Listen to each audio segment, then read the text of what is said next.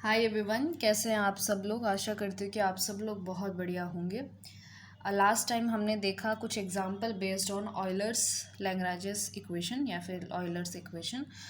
आज के video lecture में हम बहुत ही इम्पॉर्टेंट प्रॉब्लम देखने वाले हैं विच इज़ ब्रैचिस्टोक्रोन प्रॉब्लम।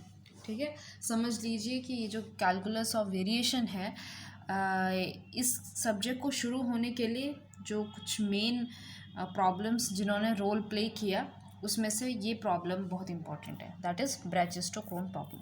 ठीक है, एक्चुअली ये जो प्रॉब्लम है ये इंट्रोड्यूस किया गया था बाय जॉन बर्नौली। ठीक है, 1696 में। ओके, तो उन्होंने चैलेंज किया था इस प्रॉब्लम का सॉल्यूशन निकालने के लिए। तो चलिए हम देखते हैं कि what is this problem. So find the curve on which particle will slide from one point to another point in the shortest time under the action of gravity. Friction and resistance of media are ignored. ठीक है, वो ये कह रहे हैं कि दो point हैं स्पेस में और आपने यहाँ से जो है पार्टिकल को स्लाइड किया या फिर पार्टिकल को स्लाइड किया नीचे की तरफ, तो आपने वो वाला पाथ ढूंढना है। मान लीजिए आपका ये पॉइंट ए है, ठीक है, ये पॉइंट बी है, वो पाथ ढूंढना है जिसके लिए क्या होगा कि जी पार्टिकल जो है बहुत कम समय में ए से लेकर बी में ट्रैवल करे। ठीक है, हमको क्या करना है, ऐसा कर्व निकालना है जिसकी मदद से क्या हो जाए, वो पार्टिकल जो है ए से लेकर बी में सबसे शॉर्टेस्ट टाइम में पहुंच जाए। ठीक है, दिस इज़ अवर प्रॉब्लम। अब देखा जाए तो सबसे पहले दिमाग में क्या आएगा कि ए और बी के बीच का जो सबसे शॉर्टेस्ट डिस्टेंस होगा वो एक लाइन होगी, है ना। हमको पता है कि time is equal to it is distance divide by अपना जो भी वेलोसिटी स्पीड पकड़ लो। ठीक है, तो अगर डिस्टेंस कम होगा, ठीक है, तो टाइम भी कम होगा। ओके, तो हम क्या कह सकते हैं कि ए से लेकर बी में जाने के लिए जो सबसे शॉर्टेस्ट डिस्टेंस है वो एक स्ट्रेट लाइन हो सकता है, लेकिन ऐसा नहीं होता।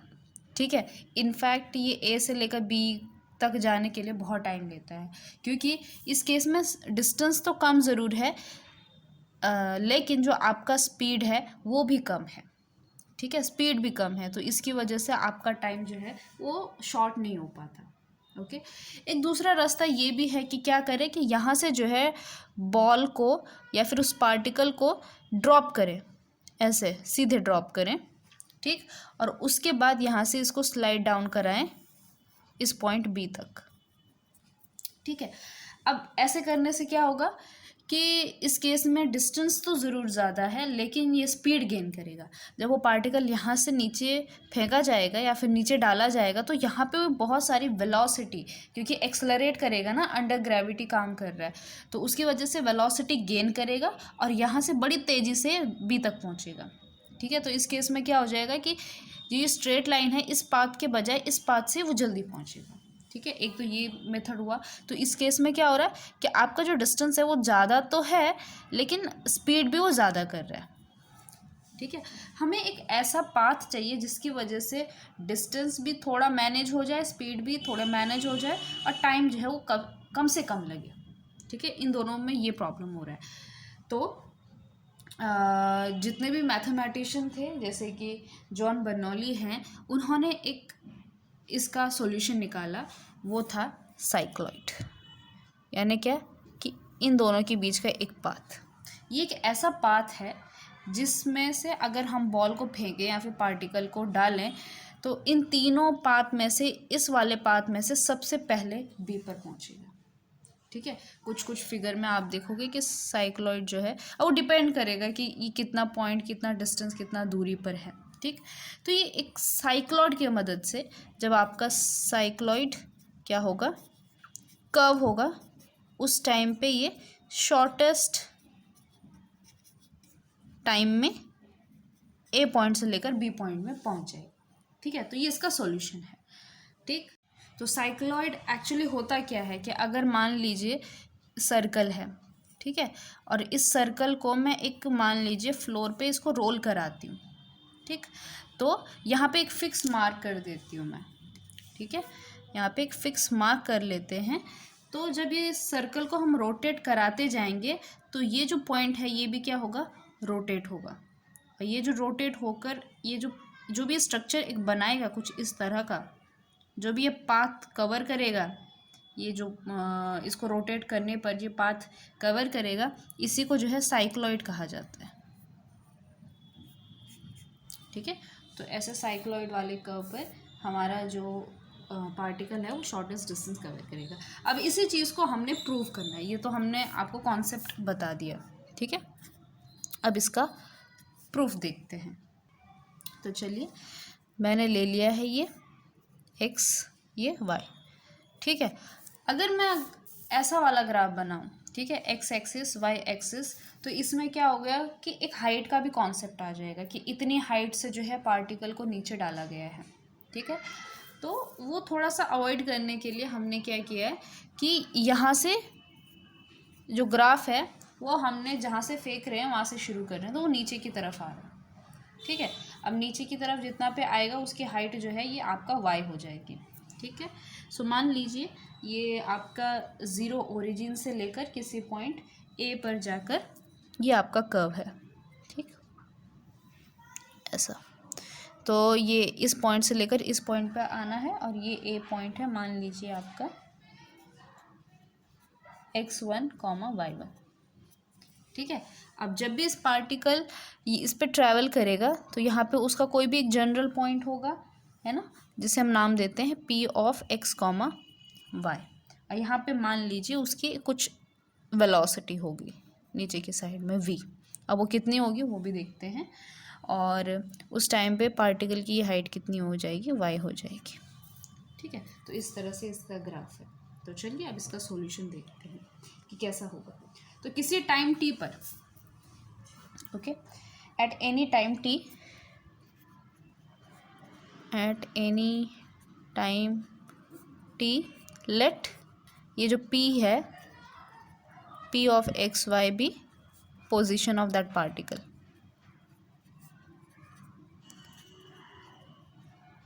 ठीक है, अब आपको पता है कि मुझे वेलोसिटी निकालनी है। ठीक है ना, तो वेलोसिटी कैसे निकालेंगे, बाय इक्वेशन ऑफ मोशन। आपको पता है 3 इक्वेशन होते हैं ना बाय इक्वेशन ऑफ मोशन, कि जो आपका v² होता है वो किसके बराबर होता है, u² प्लस 2gh, है ना। और यहाँ पे हम जो पार्टिकल डाल रहे हैं वो उसकी इनिशियल वेलोसिटी कितनी है, 0 है। ये चीज़ें आप सब एक्सप्लेन करोगे। ठीक है, तो u आपका कितना है, u इज इक्वल टू 0 है, तो आपका v² कितना आ गया, इट इज़ 2g, और हाइट कितनी है, हाइट इसकी y है। ठीक है, तो ये यहाँ पे एक प्लस पॉइंट हो जाता है अगर आप ऐसा वाला ग्राफ करते हो। अगर ऐसे में करते हो तो आपका जो सॉल्यूशन है वो अलग सा आ जाएगा, लेकिन दोनों सॉल्यूशन वैलिड हैं। डिपेंड करता है कि कौन सा राइटर किस टाइप का प्रूफ लिखता है। ठीक है, तो यहाँ से आपका जो v निकला वो कितना, √ऑफ 2gy। जी आपको पता है एक्सीलरेशन ड्यू टू ग्रेविटी है। ठीक है, अब हमको जो है फंक्शनल बनाना है, राइट, तो उस फंक्शनल को हम नाम देते हैं t। ठीक है, so obviously t is y of x, इस तरह का फंक्शनल होगा। अब कहाँ से होगा ये होगा आपका 0 से लेकर x1 तक। ठीक है, सो 0 से लेकर x1, और अंदर क्या बनेगा, हम क्या निकाल रहे हैं, टाइम निकाल रहे हैं ना, तो टाइम कितना होता है, डिस्टेंस अपॉन में स्पीड, तो डिस्टेंस ds अपॉन में स्पीड यानी कि वेलोसिटी। ठीक है, और आपको पता है हमने पहले भी देखा है कि पाइथागोरस थ्योरम की मदद से हमने ds कितना निकाला था, √ऑफ 1 + y' का स्क्वायर। ठीक है, और वेलोसिटी कितनी आ गई, वेलोसिटी आ गई आपकी 2gy। ठीक है, तो ये बन गया आपका क्या, फंक्शनल। ठीक है, अब हम क्या लगाएंगे, ऑयलर्स इक्वेशन लगाएंगे। ठीक है, लेकिन यहाँ पे थोड़ा ध्यान देने वाली बात है कि जब भी हम ऑयलर्स इक्वेशन पढ़ते हैं उसमें अलग अलग केस आते हैं। ठीक है, फिलहाल मेरे पास 5 केसेस हैं। केस नंबर 1 कि जब आपका फंक्शन जो है वो x और y के फॉर्म में होगा तो उस टाइम पे y' जो है वो 0 हो जाएगा। तो इस तरह से कौन कौन सी कंडीशन हमारे पास बनती है, तो ऐसे 3 केसेस हैं, इसमें 3 केस हैं और ये बाकी 2 केसेस नहीं हैं। तो इसमें 5th वाला केस आप देखिए कि जब आपका फंक्शन जो है वो y और y' के फॉर्म में है, जैसे कि यहाँ पर है, ठीक है। तो हमको जो है ये सारी पूरी प्रोसीजर जो है रिपीट करने की ज़रूरत नहीं पड़ेगी, हम डायरेक्टली ये वाला जो क्या कहते हैं कंक्लूजन है इसको यूज़ करेंगे। ठीक है, हम इतने सारे स्टेप्स को गायब कर सकते हैं। ठीक, जैसे एक फॉर्मूले के तौर पर, तो आपका फंक्शन किसके फॉर्म में, y और y डैश, जैसे कि यहाँ पे दिया गया है y और y डैश के फॉर्म में है। तो ऐसे केस में क्या है कि हम इस चीज़ को, वैसे आप खुद देख सकते हैं, इतना बड़ा कोई वो है नहीं इसके अंदर रॉकेट साइंस। ठीक है, तो जब इसको हम सॉल्व करेंगे तो हमको पता चलता है कि यहाँ से क्या कंक्लूजन निकलता है कि जब भी आपका फंक्शन जो है वो y और y डैश के फॉर्म में होगा तो उस केस में f minus y dash f y dash is equal to constant होता है। ठीक है, तो इस चीज़ को यूज़ करेंगे तो यहाँ पे आपकी नेसेसरी कंडीशन फॉर एक्सट्रीमल क्या हो जाती है, नेसेसरी कंडीशन फॉर एक्सट्रीमल। अगर यहाँ पे आप डायरेक्टली ऑयलर्स इक्वेशन भी लगाते हो तो आपको इस वाले फंक्शन पे ये सारे स्टेप्स लगाने पड़ेंगे, फिर भी आप लास्ट में इस पे ही कंक्लूड, इसी पर आ जाओगे। ठीक है, चलिए, तो ये हमारी क्या है कंडीशन है कि f minus y dash f y dash कितना आ जा रहा है, कांस्टेंट आ जा रहा है। ठीक है, कहने का मतलब ये है कि आपका क्या है, ये f माइनस वाई डैश, ये del f over del y dash है, ये कितना आ जा रहा है, कांस्टेंट आ जा रहा है। ठीक है, अब इस पे अपना फॉर्मूला अप्लाई करते हैं, f की वैल्यू सब्स्टिट्यूट करते हैं। ठीक है, अब f हमारा क्या है, f है हमारा, f is this square root of 1 plus Y dash का स्क्वायर डिवाइड में स्क्वायर रूट ऑफ 2g(y), फिर बीच में है आपका माइनस वाई डैश, और फिर क्या कर रहे हैं कि इस फंक्शन को वाई डैश के रिस्पेक्ट में डिफ्रेंशिएट करना है, यानी कि del f over del y dash. अब इसको डिफ्रेंशिएट करेंगे तो ये नीचे की जो भी टर्म है ये कांस्टेंट की तरह एक्ट करेगी। ठीक है, सो ये तो कांस्टेंट हो जाएगा। और फिर हमें पता है कि square root of 1 plus Y dash square का डिफ्रेंशिएशन कितना होता है, 1/√2। ठीक है, फिर 2 से 2 कैंसिल हो जाता है, यानी कि इसका डिफ्रेंशिएशन कितना आता है, y dash upon square root of 1 plus Y dash, ये तो वाई डैश का स्क्वायर, ये इसका डिफ्रेंशिएशन आ जाता है with respect to y square, y dash sorry. ठीक है, और ये अपॉन में ये एक कांस्टेंट की तरह काम करेगा जब आप इसको पार्शियली डिफ्रेंशिएट कर रहे हैं with respect to y dash. ठीक है, अब यहाँ तक कोई दिक्कत नहीं होगी आपको। ठीक, अब हमने इसको जो है थोड़ा सा सिंप्लीफाई कर देना, तो ये कितना आ जाएगा, square root of 1 plus Y dash का स्क्वायर डिवाइड में √2g(y) माइनस वाई डैश का स्क्वायर डिवाइड में 1 प्लस वाई डैश का square square root of 2g(y). ठीक है, अब इसको ऊपर नीचे एलसीएम ले लेते हैं, डिनोमिनेटर सेम कर देते हैं, तो ये कितना आ जाएगा, ऊपर नीचे square root of 1 plus Y dash का स्क्वायर से मल्टीप्लाई कर देंगे तो ये कितना आ जाएगा, 1 प्लस वाई डैश का स्क्वायर, स्क्वायर रूट हट जाएगा, ये कैंसिल हो जाएंगे, है ना। तो हमारे पास क्या बच जाएगा, 1 upon square root of 1 plus Y dash का square square root of 2g(y), और ये सब किसके बराबर चल रहा था, ये कांस्टेंट के बराबर चल रहा था। ठीक है, तो ये आ गया आपका 1 upon square root of 1 plus Y dash का square is equal to c। अब यहाँ पे जो है ये √2g, ये भी एक कांस्टेंट टर्म है, तो इसको भी हम यहाँ लेके कांस्टेंट में ही सब्स्टिट्यूट कर लेते हैं।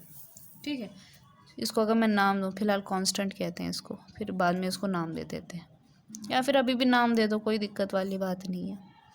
ठीक है, तो मैं इसको और रिड्यूस करूँगी, तो 1 अपॉन ये क्या बन जाएगा, square root of y square root of 1 plus Y dash का स्क्वायर इज इक्वल टू, अब इसको नाम दे देते हैं, मान लीजिए आपका C1 डैश कह लो।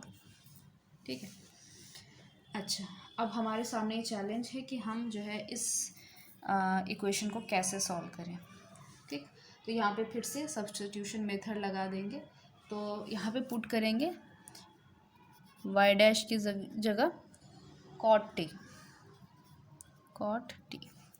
ठीक है, तो अब जब यहाँ पे आप पुट करोगे तो dy बाई dx का क्या मतलब हुआ यहाँ पे cot t है, ठीक है। दिस इम्प्लाइज कि आपका dy by dx is equal to cot t। जब आप इस y डैश की जगह cot t रखोगे तो ये क्या फॉर्मूला बन जाएगा आपका, यहाँ पे अगर हम रखेंगे तो this will be 1 square root of y। अब 1 प्लस cot t का स्क्वायर यानी कि कोसेक स्क्वायर, ठीक है। और कोसेक स्क्वायर तो स्क्वायर रूट निकल जाएगा, तो यहाँ पे सिर्फ कोसेक टी बन जाएगा, ठीक है। विच इज़ इक्वल टू यहाँ पे कितना है, इक्वल टू c1 डैश चल रहा है, ओके। अब यहाँ से हम निकाल देते हैं y, तो y कितना आ जाएगा, चलो स्क्वायर रूट ऑफ y निकाल देते हैं। तो स्क्वायर रूट ऑफ y कितना आ जाएगा, ये साइन टी अपॉन में c1 डैश, तो 1/c1 डैश साइन टी, ये आ गया आपका स्क्वायर रूट ऑफ y।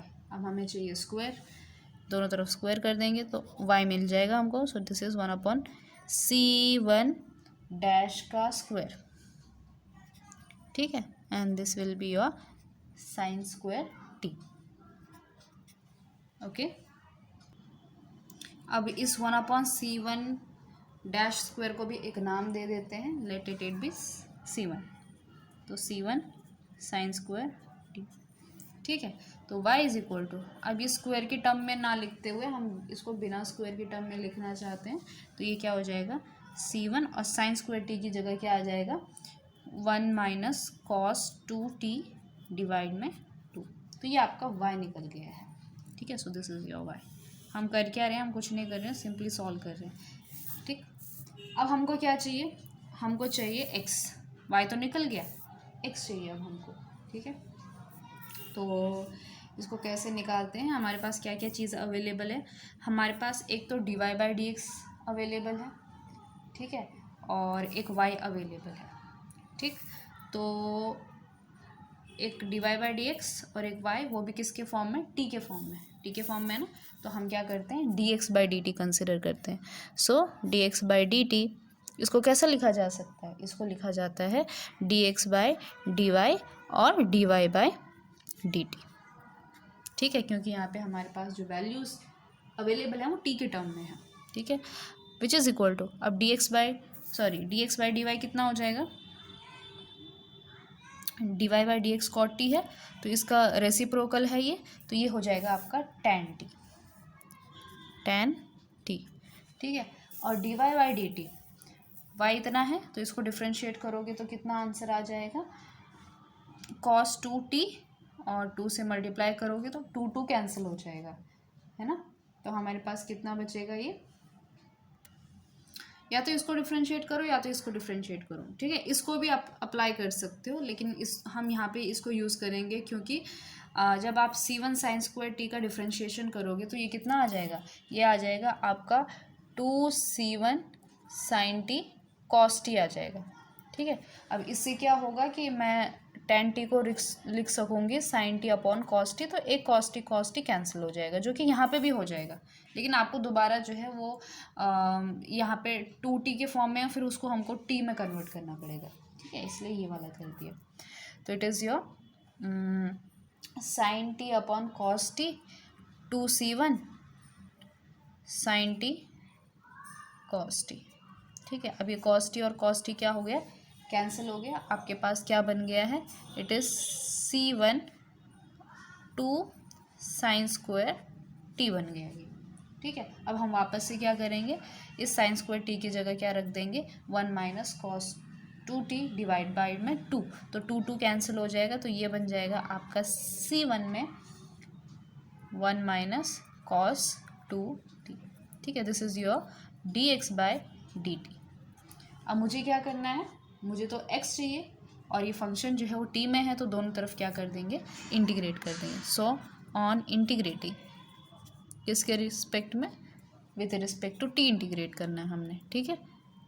तो ये कैसा हो जाएगा, integration dx is equal to integration of c1 1 minus cos 2t dt, ऐसा आ जाएगा। तो हमारे पास जो x मिलेगा वो कितना मिल जाएगा, वो होगा आपका c1 तो कांस्टेंट है, ये हो जाएगा आपका t, और cos 2t का डिफ्रेंशिएशन कितना, साइन 2t डिवाइड में कितना आ जाएगा, ये 2, ठीक है, अब इस 2 को भी एलसीएम ले लेते हैं, तो ये हो जाएगा आपका C1/2, ये हो जाएगा आपका 2t माइनस साइन 2t। ठीक है, अब इस चीज़ को ध्यान से देखिए कि यहाँ पर हमारा एक आया है y is equal to C/2, ठीक है, और 1 माइनस कॉस 2t, और x आया है C1/2 2t minus sign 2t। ठीक है, तो यहाँ पे क्या था, ये एक्चुअली C1 था ना ये, ठीक है, हाँ C1 ही था, यहाँ पे C1 है। ठीक है, सो C1 में अब C1/2 1 minus cos 2t, C1/2 2t minus sign 2t। ठीक है, अब देखो क्या ये साइक्लॉइड की इक्वेशन बन रही है कि नहीं बन रही है, ध्यान से देखिए। पहली बात तो आपको साइक्लॉइड की इक्वेशन पता होनी चाहिए। तो इसमें जो पहला टर्म है वो सेम दिख रहा है, C1/2 C1/2। ठीक है, उसके बाद दोनों के एंगल भी सेम दिख रहे हैं, ये एंगल है, यहाँ पे 2t भी एंगल है और इसके सामने 2t भी एंगल दिखाई दे रहा है आपको। तो मैं एक काम करती हूँ, इस 2t को थीटा ही मान लेती हूँ मैं। ठीक है, और C1/2 C1/2 इसको भी कुछ नाम दे देते हैं, मान लीजिए a नाम दे दिया। तो आपका जो x बना वो क्या बना, ये बना आपका a theta minus sine theta. ठीक है, और y बना आपका a 1 माइनस कॉस थीटा। और ये जो है ये आपके साइक्लॉइड के इक्वेशंस है। This is your cycloid which represents cycloid. Cycloid कैसा कि अगर मैं साइक्लॉइड बना रही हूँ किसी सर्कल से, अभी मैंने आपको कहा कि जो साइक्लॉइड बनता है वो एक ऐसा कर्व बनता है जो किससे बनता है, सर्कल को घुमाने से, रोटेट करने से। ठीक है, ऐसे कुछ इस तरह से। ये वैसे सर्कल बना नहीं, ठीक, अगर मैं इसको घुमाती हूँ, यहाँ पे कोई पॉइंट लेती हूँ और इस चीज़ को अगर हम ट्रेस करेंगे तो वो एक साइक्लॉइड बना देगा। तो इस सर्कल का कितना रेडियस होगा, वो है आपका a। तो ये a वो कांस्टेंट है, और थीटा यानी क्या कि ये जो एंगल है डिस्प्लेसमेंट वाला एंगल, ये आपका थीटा हो गया। ठीक है, तो ये एक ऐसा साइक्लॉइड का हमें इक्वेशन मिल गया है जहाँ पे डिस्प्लेसमेंट एंगल आपको थीटा दिखाई दे रहा है और रेडियस आपको a दिखाई दे रही है। ठीक है, तो ये था आपका सॉल्यूशन टू ब्रेच-स्टोक्स प्रॉब्लम। इसके बारे में बहुत ही इंटरेस्टिंग फैक्ट्स हैं जो आप इंटरनेट पे या फिर ऑनलाइन पढ़ सकते हैं। ठीक है, बहुत ही इंटरेस्टिंग प्रॉब्लम है, इसकी हिस्ट्री आप पढ़ सकते हैं कि किस तरह से जो है जॉन बर्नौली ने चैलेंज किया था, फिर इसके अलग अलग सॉल्यूशन निकाले गए हैं। ठीक है, इससे पहले जो है आई थिंक सो गैलीलियो ने भी कुछ इसी तरह का similar kind of problem solve किया था, जहाँ पे उसने ये देखा है कि अगर कोई सर्कल लेते हैं ना, ठीक है, और ये जैसे 2 पॉइंट हो गए तो ये उसके कॉर्ड हो गई, तो वही चीज़ थी, सिमिलर इसी के जैसे थी कि ये जो कॉर्ड से ना जाकर जो ये आर्क से जो ट्रैवल करेगा कोई भी पार्टिकल, वो जल्दी ट्रैवल करेगा देन दिस स्ट्रेट लाइन। ठीक है, ऐसा ही गैलीलियो ने भी इस चीज़ को डिस्कस किया था। चलिए, तो आई होप आपको जो है ब्रेच-स्टोक्स प्रॉब्लम का सॉल्यूशन समझ में आया था। कोई भी इतना बहुत मुश्किल था नहीं इसके अंदर। ठीक है, अब ये जो चीज़ें हैं, जो ये इंटीग्रेशन सॉल्व करने वाली बातें हैं, ये प्रैक्टिस की बात है आपके ऊपर। ठीक है, और बस थोड़ा सा यहाँ पे याद रखने की बात है कि नेसेसरी कंडीशन क्या है इस केस में एक्सटर्नल के लिए, कि f minus y dash f y dash is equal to constant. ठीक है, तो इस तरह से आपका जो है ब्रेच-स्टोक्स प्रॉब्लम सॉल्व होता है। In the next video lecture we will see minimum surface of revolution, वो भी एक कैलकुलस ऑफ वेरिएशन का इम्पॉर्टेंट क्वेश्चन है, वो हम डिस्कस करेंगे इन द नेक्स्ट वीडियो